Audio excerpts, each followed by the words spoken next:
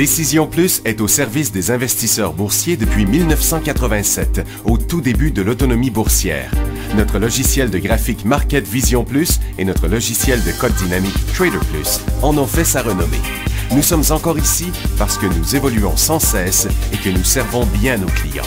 Découvrez nos produits et services spécialement conçus pour l'investisseur actif et autonome dans la boutique Décision Plus. Le logiciel de graphique Market Vision Plus est en français. C'est le logiciel le plus utilisé par les investisseurs de chez nous. C'est lui que vous voyez dans le feu de l'action. Trouvez, classer et analyser plus facilement avec cet outil sans pareil pour suivre la bourse et prendre les meilleures décisions. Gardez vos titres à l'œil avec Market Vision Plus. Consultez la boutique Décision Plus pour en faire l'essai pendant 10 jours sans aucun frais, c'est garanti. Laissez-nous vous guider pour analyser la bourse et prendre vos décisions. Les analystes de Guru.tv feront tout le travail pour vous. De minute en minute, nous classons les titres selon leur situation technique. Nous révélons les signaux d'achat et de vente. Nous publions des recherches poussées et nous prodiguons des conseils en temps réel. Ça commence avant l'ouverture et ça se poursuit jusqu'à la fermeture des bourses. Profitez de chaque cycle boursier avec Guru.tv. Trader Plus, l'instrument du day trader. 50 cotes qui clignotent en même temps. Autant de listes que vous voulez. Graphiques à la seconde. De 3 à 30 graphiques. Des alarmes à volonté. Des listes de cotes préparées.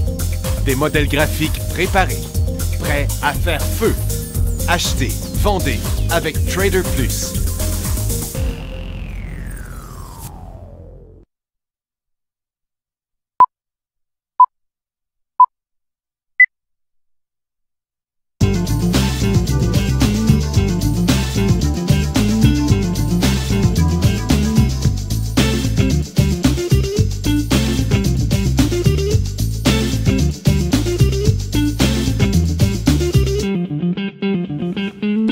Bonjour tout le monde, bienvenue dans le feu de l'action. Mardi, le 14 avril 2015.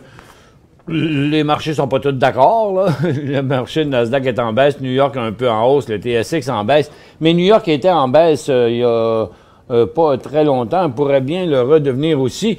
Ça a parti en hausse en premier, les marchés, mais on sait la situation dans laquelle on était avant, là. Pour moi, c'est du plafonnement partout. Tantôt ça monte, tantôt ça descend. On est dans l'indécision totale. Par contre, aujourd'hui, je pense qu'il y a des secteurs à surveiller. Il y a le secteur de l'acier que je vais vous montrer tantôt. Il y a le secteur aurifère aussi. Le secteur, même minier, à un moment donné, pourrait faire quelque chose, mais on s'aperçoit que c'est plutôt les secteurs traditionnels là, qui sont en correction, là, qui souffrent d'essoufflement chronique. Le dollar américain est reparti en baisse aujourd'hui en cycle baissier, donc met fin un peu à sa tendance haussière parce que ici, on est en reprise de tendance haussière, mais en revenant en virant de bord ici, là, on devient dans une grosse tendance neutre. Là, ça pourrait rester longtemps dans ce coin-là. Oui, up and down, certains, dans cette... mes lignes sont un petit peu croches. Tiens, ça va sûrement rester là-dedans pour plusieurs semaines. Et le Nikkei n'a encore rien fait, mouvement de côté. La Chine, finalement, commence sa première correction depuis son envolée. La bourse de Londres fait du surplace aussi, donc correction en Chine, surplace du côté du Nikkei, surplace du côté du marché de Londres. Correction, inversement du dernier cycle haussier sur Nasdaq, que je vais vous montrer sur plusieurs jours avec plus de détails ici. Et on peut voir l'inversement du cycle ce matin. Là, on se déplace de côté, mais toute reprise par en bas va montrer une poursuite de ce cycle baissier-là. Et puis, on s'en attendait un peu, là. On est toujours dans ce fameux couloir-là. Le Dow Jones, lui, surprend un peu parce qu'il avait suivi la même route, là. Jusqu'à il n'y a pas longtemps, on était encore en baisse dans le Dow Jones qui, lui aussi, inversait ici son cycle haussier, tendance haussière en intraséance, mais cycle haussier dans le graphique quotidien. Et pour l'instant, ben là, il reste à savoir est-ce qu'on va revenir en bas ou pas. Je crois que oui. Et le TSX, ben, lui, est en plafonnement, tout simplement, arrêt de son cycle haussier pour le moment. Comment ça se sépare, ça? Ben, il y a, oh oui, j'ai étudié tantôt le secteur énergie de support. J'ai parlé de l'acier, mais c'est surtout l'énergie et l'acier. Parce que là, sur un nouveau haut du secteur énergie ici, comme on l'a ce matin, ben c'est un point quand même important parce que c'est le point d'inversement de la tendance baissière et la tendance neutre dans les graphiques quotidiens. Je vais donner ça plus en détail dans pas long. Du côté des mines, ça a été très volatile. On a parti avec une hausse, ça s'est transformé en baisse. On est revenu en hausse. Mais tous les autres secteurs là, sont en perte de vitesse. C'est de la correction partout. Donc, de la prise de profit à peu près partout sur les autres secteurs que les secteurs de ressources. Donc, je reviendrai dans pas longtemps à l'acier. On va juste à l'acier et à l'énergie. On va faire quelques résultats financiers. Ici, Wells Fargo qui chute, mais sur des résultats financiers meilleurs de 6 cents. JP Morgan, 1,40 $, 1,45 $. Lui, il a remonté un peu, mais ça ira pas plus loin que ça avec l'importante résistance qu'il y a à traverser là. Et Johnson Johnson fait du surplace, mais toujours dans sa tendance baissière. Fastenal rebondit sur ses résultats d'une scène supérieure. Donc ça non plus, ça ne devrait pas aller loin, mais ce qui le fait rebondir, c'est son gros support. Comme Rio Tinto, qu'on a analysé justement cette semaine, et il fait la même chose aussi. Shaw Communication est en chute sur des résultats quand même juste 34 cents au lieu de 39 cents. Nokia, qui est en feu, a reviré de bord parce que sur la nouvelle qu'ils ont confirmé les pourparlers de fusion avec Alcatel-Lucent, puis c'est Alcatel qui profite le plus de cette affaire-là. Et remarquez que Alcatel, il y a 3 jours plus précisément, ici, a donné un gros signal technique. Tout était là, le volume, la hausse, traversée d'une multiple résistance, reprise d'une tendance haussière, techniquement parlant. Ça, c'était le signal idéal. Parlant de signal idéal, c'est demain commence la première session de notre cours de base sur l'analyse technique qui est de swing trading, qui est un mélange aussi de cours avec oscillateur. Ça va se passer sur 2 jours, demain et la semaine je regarde ici, 15, c'est ça, 15 et le 6B.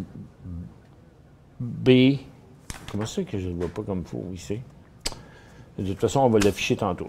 L'imprimante n'est pas imprimée comme il faut. Ça commence demain. C'est sur 2 jours, plus 2 ateliers. On va faire une simulation là-dedans que vous devez suivre aussi entre les 2 cours pour voir quelle décision vous aurez prise sur ça. La dernière nouvelle du côté américain, Norfolk Southern, lui, est en grosse chute. Il met les investisseurs en garde que son bénéfice devrait être 1 piastre par action au lieu d'1 piastre et quart. Et puis, ça fait que aussi du côté des industriels, on a CP en chute vers son support et CN aussi en chute vers son support. Quelques nouvelles canadiennes. Terra Technologies, qui... c'est dans l'énergie... c'est pas... Je suis pas sur le bon, là. Pourquoi? Oh non, il est ici un peu. J'arrive. Terra Technologies, qui progresse très bien depuis un bon bout de temps, fait du surplace sur ses résultats financiers. Au lieu de perdre 3 cents, il perd 1 cent.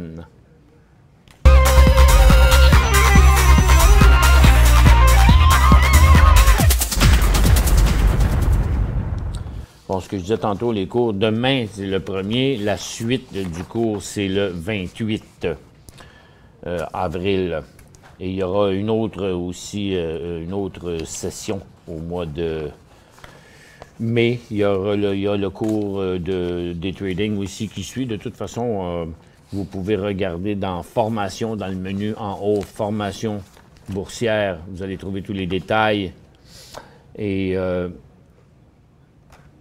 Donc, Terra Technologies on pourrait faire encore d'autres choses éventuellement. Là, il est en plafonnement. Là. Son gros coup d'envoi a été à chaque fois ici, ici, ici, même un autre là, mais là, c'est plus imprécis maintenant. Il va falloir attendre le prochain signal là-dessus. Gibson Energy est dans la même situation que beaucoup de titres d'énergie qu'on va analyser dans 2 minutes. La demande pour le stockage de pétrole en Alberta a augmenté de manière si considérable dans le contexte de bas prix actuel que Gibson Energy envisage d'augmenter d'un tiers sa capacité de storage dans son plus grand terminal au Canada. Non, ils disent, OK, on va sortir du pétrole, mais on va le mettre quelque part en attendant que les prix remontent. En quelque part, ils ont beau dire, mais on sait très bien qu'il y a une limite là, à construire des réservoirs. Neu-Lyon, qui a définitivement un plafond très évident à 1,10 $, ne se tient plus sur ces deux supports, se tient plus haut, il est là. C'est quoi qu'ils font, eux autres, Neu-Lyon? Ils se spécialisent dans la radiodiffusion numérique de vidéos, la distribution et la monétisation de contenu en direct sur demande. Et son partenaire Millicom, avec lui, ils ont lancé une application qui s'appelle Tigo Sport en Amérique latine. Il n'y a pas d'incidence sur le titre encore.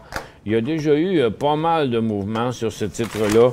La tendance est encore haussière. On sait que c'est un stock qui valait 18 cents. Là, OK? Maintenant, il est rendu aux alentours de la pièce. Mais est-ce que son histoire est finie? Bien, tôt ou tard, peut-être qu'il va commencer un autre cycle haussier, mais attendez au moins la présence de volume. Et Gold Quest Mining, il ne se passe rien avec le titre, mais il a engagé GDS Energy and Mining pour effectuer une évaluation économique préliminaire d'un projet d'or et de cuivre Romero en République dominicaine. Bon, là, on va attaquer la vraie affaire. Secteur énergie, toujours sur haute surveillance, là. Regardez, ça, c'est USO, qui, quand même, jour après jour après jour, monte et se tient proche de sa résistance. Le volume n'est pas à son plus fort. Tu sais, quand ça monte pour la peine, les volumes, là, ils sont là. Depuis 3 jours, dans ces 3 hausses-là, les volumes ne sont pas là. Sont beaucoup plus petits. Donc, ça a l'air à se préparer à, mais c'est toujours pas confirmé la traversée, là. Il faut qu'on voit le secteur là, s'enclencher ici. Il y a le gaz qui ne bouge pas, ça c'était le prix du pétrole. Le gaz ne bouge pas, reste sur sa petite formation, sur son plus bas de l'année. Mais les titres font comme USO, qui je vais les mettre un côté de l'autre.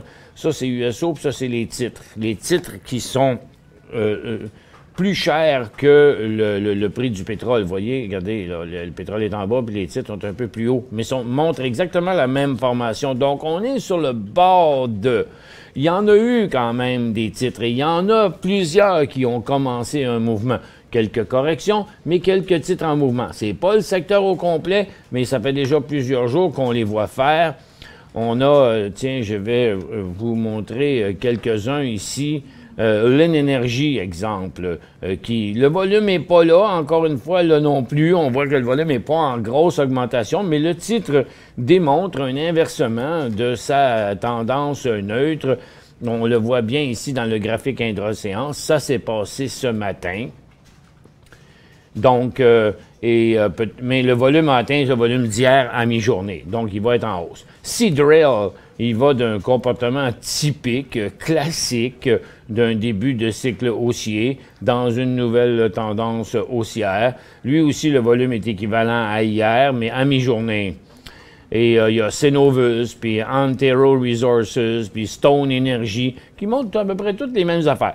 Ils ont tous le même petit problème, un problème de volume qui ne sont pas élevés, mais les mouvements sont là. Il arrive que le volume monte après, lorsque plus de titres vont s'installer là-dedans. Il y en a un qui est intéressant aussi à suivre pour plus tard, là, parce que là, il est plutôt tranquille, c'est TG Thérapeutique. Maintenant, bon, là, donc, regardez, on le voit très nettement ici que les titres du secteur énergie, 1, 2, 3, reviennent pour la 4e fois à tester le haut d'aujourd'hui qui est dans le graphique quotidien, ce que je vous ai montré tantôt, sur le bord d'une traversée d'une multiple résistance. Et ensuite, l'autre secteur que je voulais vous montrer, c'était l'acier. Parce que le vecteur de l'acier, vous voyez, a rebondi aujourd'hui. Donc, le Dow Jones US Iron and Steel se tient toujours à sa multiple résistance. Les creux sont toujours de plus en plus hauts et on est sur le bord de l'inversement de la tendance baissière. Donc, plusieurs titres sont dans cette situation-là qui nous est permis de surveiller. Pour joindre Michel Carignan et son équipe par courriel, écrivez à michelcarignan@decisionplus.com.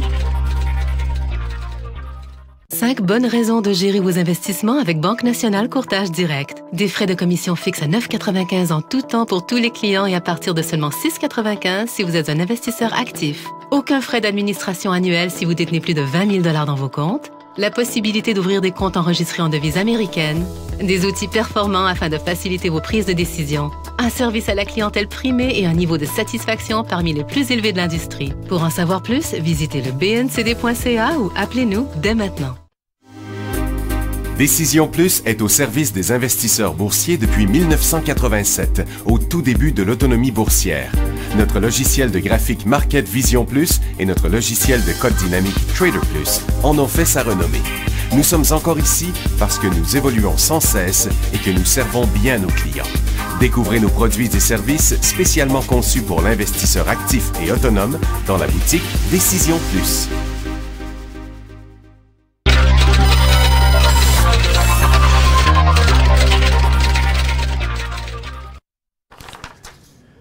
Bon, je vous parlais de l'acier. Il y en a plusieurs titres quand même en situation. Il y a Steel Dynamic qui est sur le bord d'un... On voit que, vous savez, quand c'est l'ensemble des titres qui sont dans la même situation, qui semblent tous vouloir s'en aller sur le même bord, ben c'est forcément institutionnel. Les individus ne sont pas capables de s'accorder deux sur la même affaire.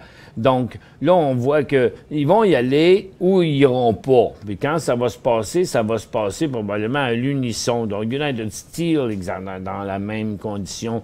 Et la grande majorité des titres sont dans cette condition-là. Il y a Rio Tinto qu'on a analysé une couple de jours où j'expliquais qu'il était quand même sur un support important en situation survendue, qu'il était possible de s'attendre à un rebond. Bien, il est là, le rebond. Plus une pièce 86 aujourd'hui.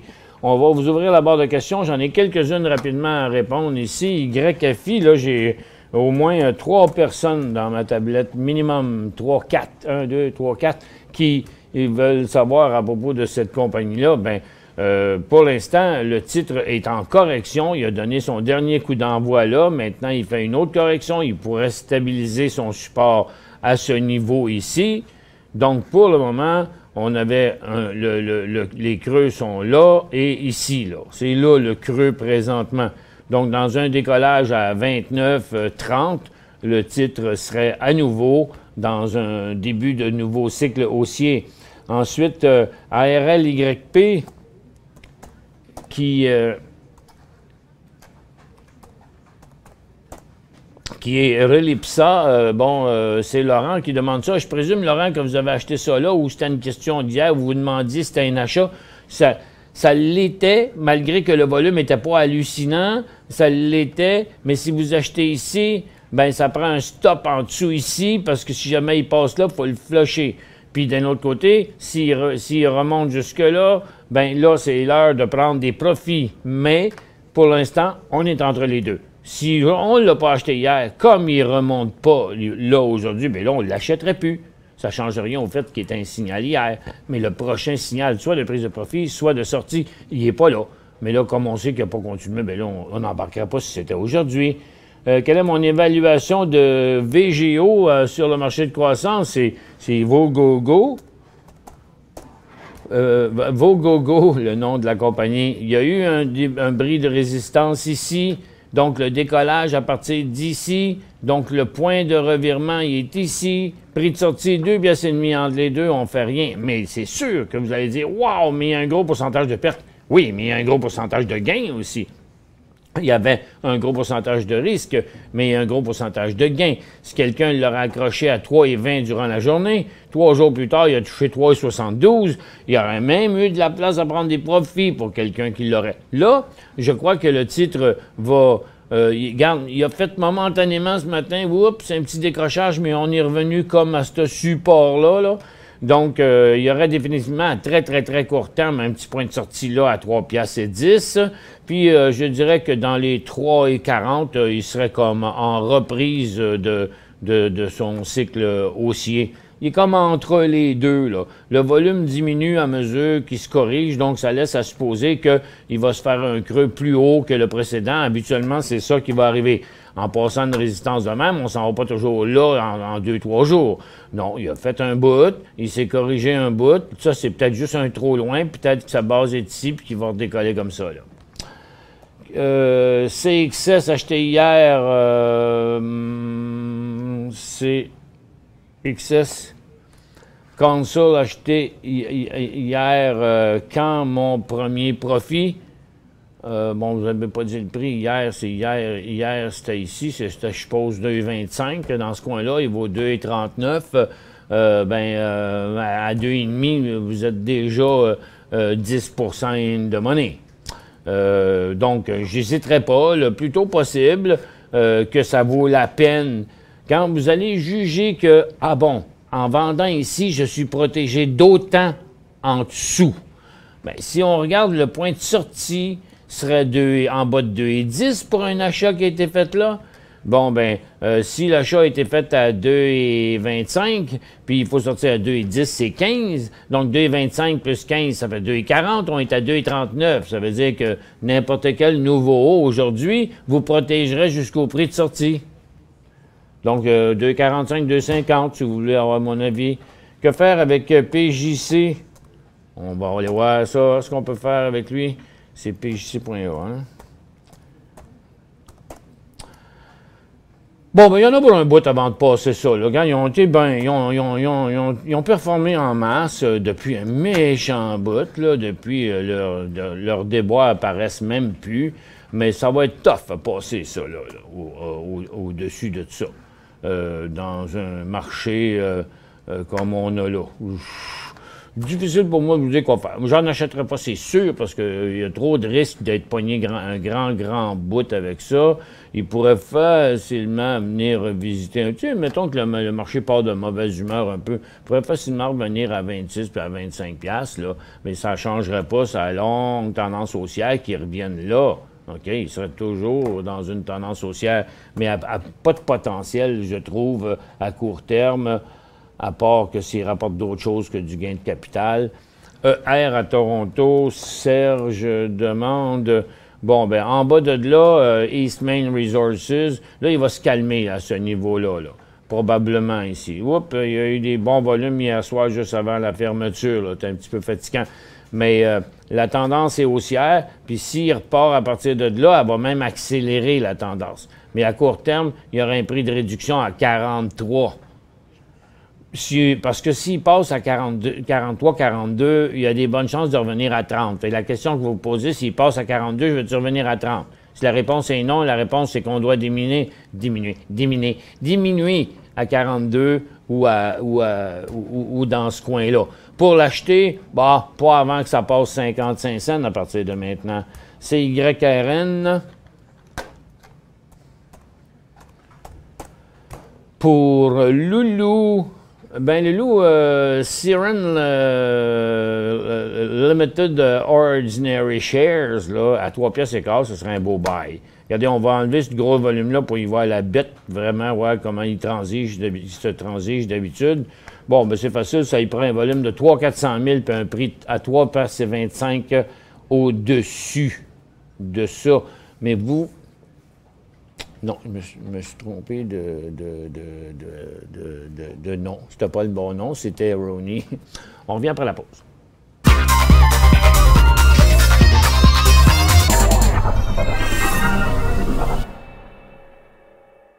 5 bonnes raisons de gérer vos investissements avec Banque Nationale Courtage Direct. Des frais de commission fixes à 9,95 en tout temps pour tous les clients et à partir de seulement 6,95 si vous êtes un investisseur actif. Aucun frais d'administration annuel si vous détenez plus de 20 000 $ dans vos comptes. La possibilité d'ouvrir des comptes enregistrés en devise américaine. Des outils performants afin de faciliter vos prises de décision. Un service à la clientèle primé et un niveau de satisfaction parmi les plus élevés de l'industrie. Pour en savoir plus, visitez le bncd.ca ou appelez-nous dès maintenant. Laissez-nous vous guider pour analyser la bourse et prendre vos décisions. Les analystes de Guru.tv feront tout le travail pour vous. De minute en minute, nous classons les titres selon leur situation technique. Nous révélons les signaux d'achat et de vente. Nous publions des recherches poussées et nous prodiguons des conseils en temps réel. Ça commence avant l'ouverture et ça se poursuit jusqu'à la fermeture des bourses. Profitez de chaque cycle boursier avec Guru.tv.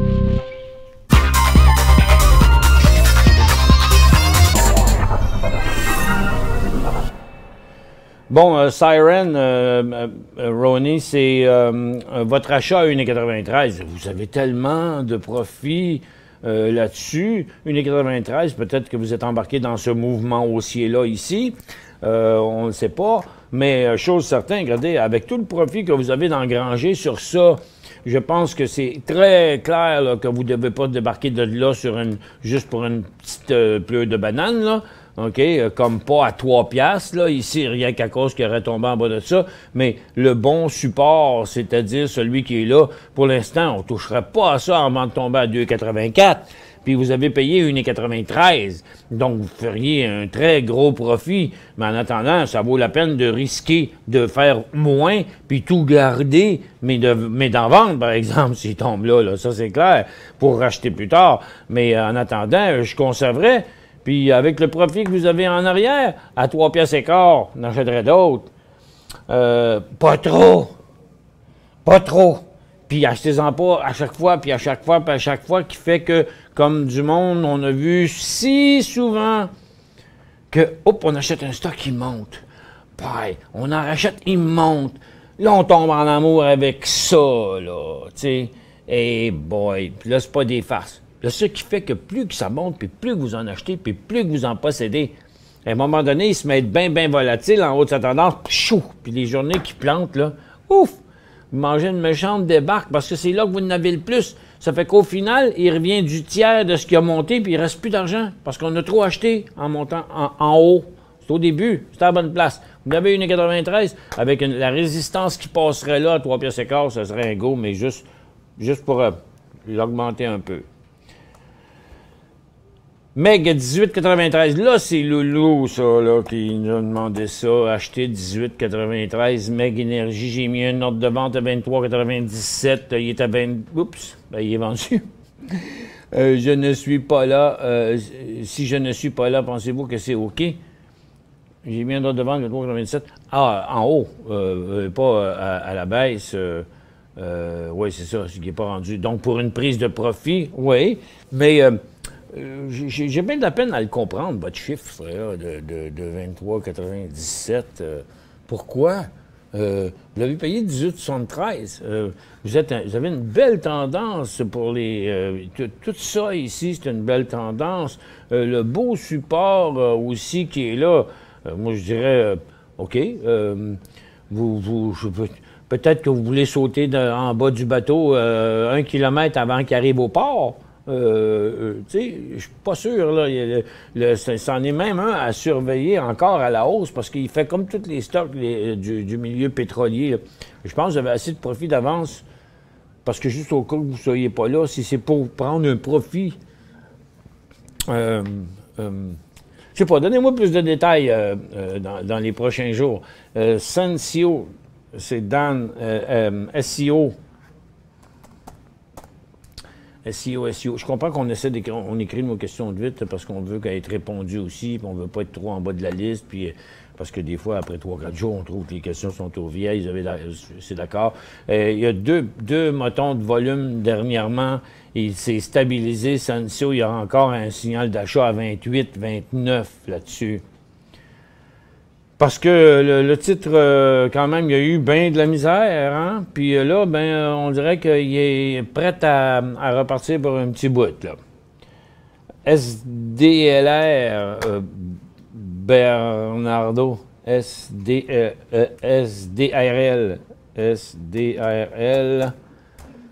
Oupelaï. C'est Seadrill. Dans son graphique, il a l'air poche, hein? C'est sûr, il a l'air d'un Seadrill. Il a l'air d'une drill dans la mer. Mais il est beau aujourd'hui. Regarde, aujourd'hui, techniquement, c'est un signal technique d'achat. Ça te donne-tu la garantie qu'il va continuer à monter, ça? Non. Ça dit que c'est comme ça que ça fait quand ça part, OK? À la hausse. Et c'est ça qu'il avait fait aussi ici. Donc, ça dit que oui, ça, c'est un point d'entrée. Le point de sortie serait ici. Le point de prise de profit serait là. ERF. NR+. Ben regarde, il était en signal technique d'achat, lui, tantôt. OK? Avant qu'il se replie. Mais regardez qu'il s'est replié juste de la moitié de ce qui a monté. Donc, il reste encore en état de grâce, lui, là. Donc, toute reprise à 12 $, le remet encore en condition de signal technique d'achat. PTK.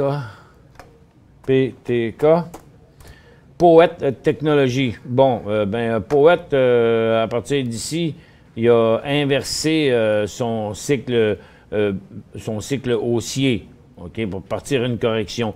Est-ce qu'il est maintenant qu'il faut le flusher? Bien, regardez, il est toujours dans sa tendance haussière. Et c'est normal que des tendances se corrigent.